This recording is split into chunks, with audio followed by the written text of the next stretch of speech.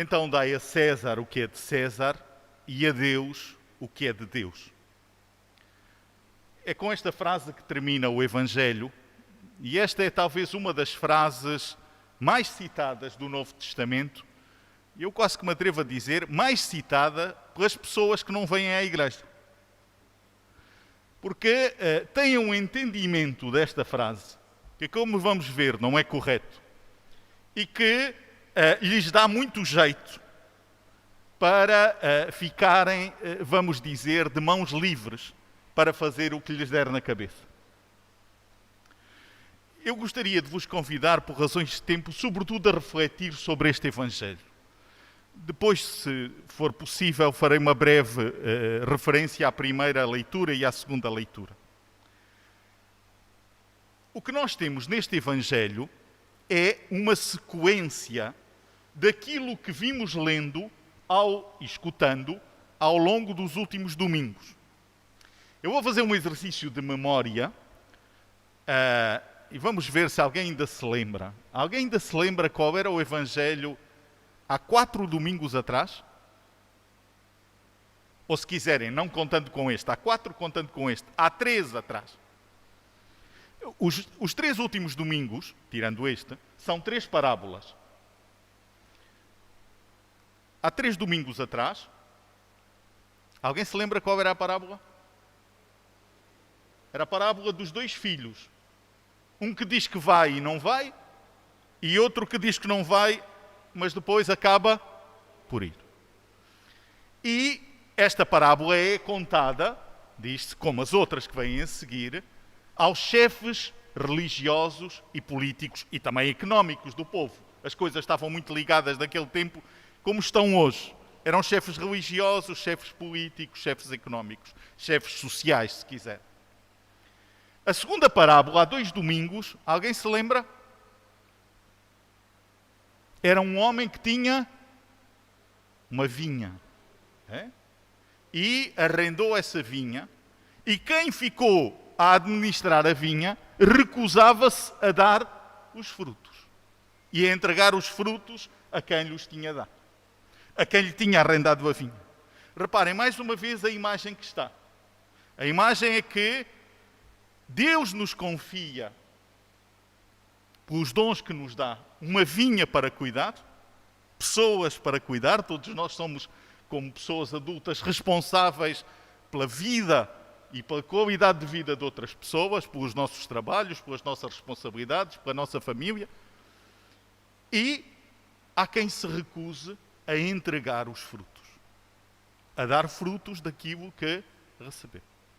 No domingo passado, agora a memória espero que já esteja mais fresca, era também uma parábola, a parábola do banquete, da grande festa, e há gente que, em vez de ir à festa, achou que era mais importante ir tratar dos seus negócios, ir para o seu campo, quer dizer, tinha coisas mais importantes para fazer dentro dos seus interesses. Por que eu estou a fazer este exercício? É porque é importante perceber isto para perceber o início do Evangelho que escutamos. Quer dizer, a tensão entre Jesus e os chefes do povo vai crescendo ao longo do capítulo 21 e 22 de São Mateus. O que nós escutamos hoje é já uma parte do capítulo 22. Porque Jesus faz compreender aos chefes do povo que eles não estão a ser fiéis ao mandato de Deus. Não estão a ser fiéis às suas responsabilidades diante de Deus e diante dos outros. E aqui é bom perceber o que é que eles vão fazer. A primeira coisa é que, em vez de aceitar o desafio que Jesus lhe coloca, eles sentem que Jesus o está a criticar. E em vez de verem, mas será que esta crítica é justa? Será que nós temos de mudar a nossa maneira de atuar? O que é que eles vão fazer? Reunir-se para ver como é que vão acabar com Jesus. Aqui nós temos uma coisa muito atual. Quando alguém nos critica, qual é a nossa atitude? É de ver se de facto essa crítica é justa ou não? É muitas vezes de achar que quem nos critica não gosta de nós. Jesus em nenhum passo diz que não gosta dos chefes do povo, mas diz que Deus espera outra coisa deles. E, portanto, eles têm de mudar de vida. Eles têm de mudar de comportamento. Ora, a primeira coisa é, em vez de reconhecer a justiça das críticas, estes fariseus vão reunir-se e dizer: vamos ver como acabar com ele. E o que é que vão fazer? Vão fazer uma coisa de facto terrível, que é ir buscar os herodianos. Esta palavra não aparece muitas vezes no Evangelho. Nem sei se não será a única. Quem são estes herodianos? Estes herodianos eram aqueles que pertenciam ao poder de Herodes. Temos de perceber um bocadinho como é que está a Palestina naquele tempo, a terra de Jesus. A Palestina está ocupada pelo Império Romano. Há um colono que toma conta. E esse Império Romano é representado por Pilatos, como vemos depois no julgamento de Jesus. Mas os romanos, como também muitas vezes aconteceu aqui no tempo colonial, as autoridades coloniais acabavam por pôr um soba que, mais do que soba do povo, era um soba das autoridades coloniais. Ainda hoje, em muitas áreas, as pessoas dizem o soba do governo. Dizer o soba do governo é dizer, de facto, que aquele soba não é o seu soba.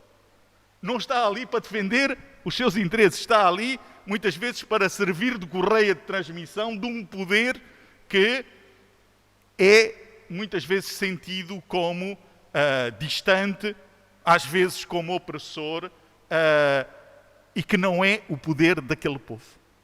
Ora, a figura de Herodes aqui é esta.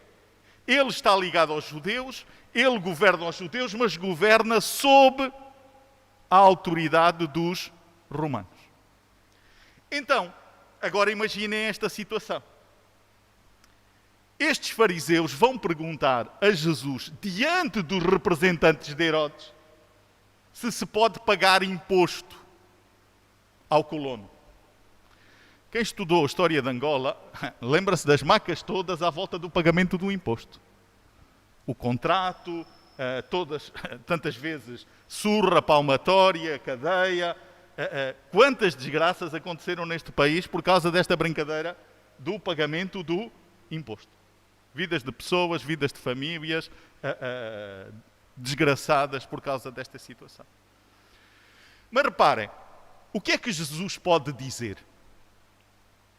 Se Jesus vai dizer assim, paguem o imposto, então Jesus está a concordar com o domínio colonial e está a concordar com o sistema político que governa a Judeia. Faço-me entender?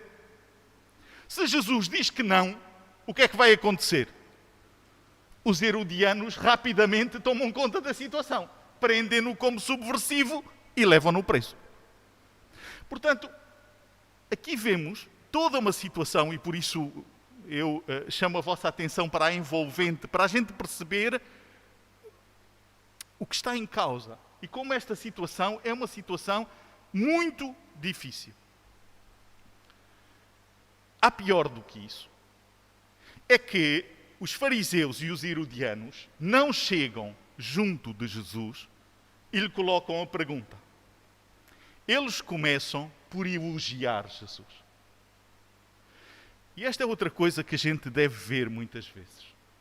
Às vezes a gente reage mal às críticas e reage muito bem aos elogios.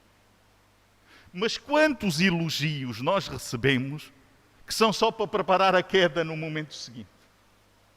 E a gente às vezes fica a achar que é o melhor do mundo e que aquelas pessoas é que gostam muito de nós. Isto de bajular, como veem, não começou a semana passada nem o ano passado. Já vem de muito longe. Não é? De dizer às pessoas o que elas gostam de ouvir. Nós sabemos que tu és sincero, tu vais dizer aquilo que pensas, tu não fazes distinção de pessoas. Então, depois, assim, de esfregar o ego a Jesus, vai à armadilha. Então diz-nos lá, Podemos ou não pagar imposto? E mais uma vez aqui devemos tomar atenção em duas coisas. Uma delas é como é que nós reagimos aos elogios dos outros. E quantas vezes andamos à procura de elogios que não valem nada e que são apenas uma estratégia para nos fazer cair. Mas também nos deve fazer perguntar como é que nós elogiamos os outros. Elogiamos os outros porque os apreciamos verdadeiramente, ou às vezes porque toda a gente diz e vamos dizer também, porque queremos passar à frente de um colega e achamos que bajular e elogiar é a melhor maneira de passar à frente. Há muitas coisas que passam por aqui, por esta atitude. Jesus vai mudar o contexto. E vai mudar o contexto porque os fariseus e os herodianos estão à espera de uma resposta sim ou não. Sim, podes pagar. Não, não podes pagar. Jesus decide interpelá-los. E esta ideia de mostrar a moeda do imposto, que era um denário, que era o trabalho, era o salário correspondente ao trabalho de um dia, é uma forma de exatamente fazer uma separação entre o entendimento de César e o entendimento de Deus. Como é que muitas vezes esta frase é citada hoje? Esta frase é citada hoje para que os cristãos fiquem apenas a rezar. Que os cristãos fiquem apenas na igreja, de preferência na sacristia, quer dizer, sem nenhuma atividade. Na nossa história recente, até 92, este era um evangelho muitas vezes citado pelos políticos. Alguns deles que, graças a Deus, agora também participam na comunidade cristã. Mas às vezes quem nasceu depois não tem consciência o que é que a Igreja de Angola deve a muitos homens e mulheres, e aqui às vezes mais homens que mulheres, por causa da situação sociológica do nosso país, que tiveram de perder os seus empregos para continuar a ser cristãos. Muita gente que tinha de decidir, com toda a pressão social e o acesso aos poucos bens que havia, entre ir ao comício ou ir ao culto ou ir à missa. E nós temos muitos, graças a Deus, por este país fora, que sacrificaram a sua vida profissional. Naquela altura, só o Estado é que tinha as empresas, só o Estado é que dava trabalho. Quem não fosse trabalhador do Estado, só podia ser camponês. E muitos preferiram ser camponeses, mesmo quando tinham qualificações, quando eram professores, quando eram funcionários administrativos, para poder continuar a ser cristãos. E era este mau entendimento. A César o que é de César quer dizer toda a vida social, toda a vida económica, toda a vida política. E a Deus o que é de Deus? O que é que sobra para Deus? Um cantinho lá na igreja. De preferência onde não incomoda ninguém. Ora, este entendimento, que infelizmente às vezes ainda ouvimos na boca de muitos cristãos, a dizer a igreja não se deve meter em política, eu diria a igreja não pode fazer outra coisa. Porque a política não é ser de um partido político. A política não tem a ver com partidarismo. A política tem a ver com organizar a vida da sociedade para podermos ter uma vida digna, porque é isso que Deus quer. E agora convido-vos a tentar entender o que é que Jesus está a dizer aos chefes do povo e o que é que Jesus diz a cada um de nós. Não uma igreja fechada no edifício da igreja. Não uma igreja que só reza, que só faz peregrinações, que só faz devoções. Mas uma igreja que é um sinal vivo da maneira de ser, da maneira de viver, da maneira de atuar de Jesus. Vocês vejam, Jesus não ficou fechado na sinagoga da sua terra. Jesus não ficou fechado no templo. O que é que Jesus fez na sua vida pública? Foi ao encontro das pessoas. E foi ao encontro principalmente das pessoas que não contavam naquela sociedade. E o que é que Jesus faz? Coloca no centro das suas preocupações, coloca no centro das preocupações dos seus discípulos e das suas discípulas a vida destas pessoas. Jesus não está preocupado com os rituais da religião do templo. Jesus está preocupado que as pessoas tenham vida e a tenham em abundância, que possam viver com dignidade. E por isso a ação de Jesus combate a doença, combate a marginalização, combate os preconceitos, combate o pecado, aquilo que estraga a nossa vida e estraga a vida dos outros. E se nós queremos ser discípulos e discípulas de Jesus, é isso que temos de fazer. Mas tal como aconteceu em Jesus, isto vai colidir com os interesses dos que se pensam poderosos. E são esses os primeiros a dizer: a Igreja não se deve meter nisto. Isto é só para nós. Será que é? Porque o poder de César não é um poder ao lado do poder de Deus. É um poder abaixo do poder de Deus. O que Jesus diz nesta frase é isto: vocês não se dão conta que estão a dar a César aquilo que pertence a Deus? A vida deste povo pertence a Deus. Que tenha pão na mesa, que tenha trabalho, que possa viver com dignidade. E vocês, para os vossos interesses, até foram buscar os herodianos. Vocês, para ter privilégios do ponto de vista económico, político, religioso, dão a César o que é de Deus. Será que muitas vezes a Igreja não continua a fazer isso? E quando estou a dizer a Igreja, não estou só a falar do Papa e dos bispos. Estou a falar de cada um de nós. Que muitas vezes, para ter acesso a privilégios políticos, económicos, na sociedade, para ser bem visto, para ser bem falado, para subir na carreira, para ter mais dinheiro, damos a César o que é de Deus. Esta frase deve fazer pensar cada um de nós. Como é que a nossa vida procura dar a Deus o que é de Deus? E o que era dar a Deus o que é de Deus é trabalhar com o melhor de nós para que todos os filhos e filhas de Deus possam viver com dignidade. E este é um apelo que Jesus faz à nossa conversão, mas é um apelo que Jesus faz também à conversão de todos os Césares deste mundo.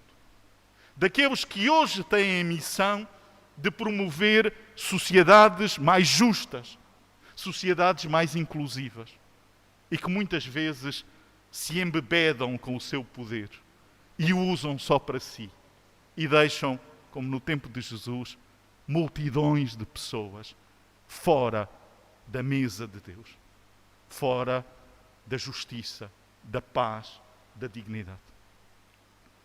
Eu queria terminar da primeira e da segunda leitura com uma tarefa para casa.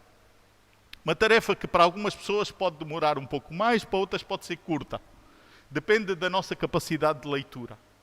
Mas, por favor, leiam a última encíclica do Papa Francisco. O Papa Francisco, no dia 4 de outubro, o dia de São Francisco de Assis, publicou uma encíclica chamada Fratelli Tutti, todos irmãos. Este é o projeto de Deus. E tudo o que seja de César ou de nós, que se oponha ao projeto de Deus, todos irmãos, é um obstáculo ao reino de Deus. É pôr-nos fora. É pôr-nos do lado de César contra Deus. César não tem de ser contra Deus. César tem de ser ao serviço de Deus. A análise que o Papa faz, aliás, como já acontecia na encíclica anterior, Laudato Si, é muito atual nos tempos que correm. Eu não me atrevo sequer a fazer aqui um resumo. Mas peço-vos, por favor, leiam e leiam devagar. Leiam, não para dizer que já li, mas leiam para saborear, para refletir, para perguntar o que é que isto mexe com a minha vida, o que é que isto mexe com a vida do meu bairro, da minha cidade, do meu país, do meu continente, do mundo em que nós vivemos. É muito oportuno esta encíclica e vai muito de encontro a este entendimento do Evangelho. O Evangelho que procura pôr a vida de todos ao serviço de Deus. E termino com uma palavra, recordando o que disse no início da celebração. Neste Dia Mundial das Missões, esta é por excelência a nossa missão. A missão de todos e de cada um. Ser hoje sinal da maneira de ser, da maneira de viver de Jesus. Em todas as dimensões da vida. Não só fechados na igreja. Vimos à igreja para alimentar, para ter força, para conseguirmos ser discípulos de Jesus na dimensão política, na dimensão económica, na dimensão social, na dimensão cultural, em todos os aspectos da vida. Por isso precisamos de vir, porque precisamos de alimentar aquilo que Paulo dizia tão bem na segunda epístola. Alimentar a fé, a caridade e a esperança. A fé, a caridade e a esperança. É crescendo na fé, na caridade e na esperança que podemos ser hoje missionários e missionárias. E na nossa oração, porque o esquecemos grande parte do ano, vamos ter mais presente todos os homens e mulheres que pelo Evangelho deixam a sua terra e a sua cultura para ser sinais desta fraternidade, para ser sinais desta maneira de ser e maneira de viver, onde Jesus e o seu Evangelho ainda não são conhecidos. Que Deus nos dê a graça, segundo a vocação que nos deu, de sermos sempre missionários. Que assim seja.